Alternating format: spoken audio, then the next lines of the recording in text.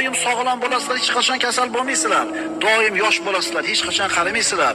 Ne'matlarda doimiy bo'lasizlar, hech qachon baxtsiz bo'lmaysizlar. Ketgan kelib ketdimi? Endi savol.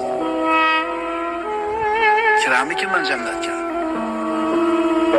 Ha, bu xavotir yaxshi xavotir. Chunki bu qo'rquv bo'lishligi kerak. Mo'min odam Allohning rahmatidan umid, azobidan qo'rquv degan ikkita qanotning o'rtasida turadi, lekin o'tadi ketadi. Jannatga kiramikinman? Men ham o'tarmikinman? Amallarim kifoya qilarmikin? Bu qo'rqishlik, bu tabiiy hol. Bu umid, qo'rquv bo'lishligi kerak. Nabiy sallallohu alayhi vasallam bir yosh yigitni o'lim arafasida kasal bo'layotganini kirib ko'rdilar. Ahvoling qanday bo'lyapti? Kayfa tajiduk deganida ya Rasululloh, Allohning azobidan qo'rqyapman, lekin rahmatidan umid ham qilyapman dedi.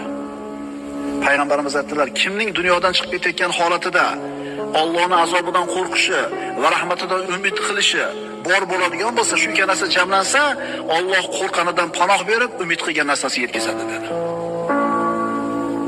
Kirasan inshaalloh birodar. Dunyoda iymon bilan o'tgin. Qo'lingdan kelgan solih amallarni qilgin. Kalima bilan chiqib olgin, inshaalloh jannatga kirasan.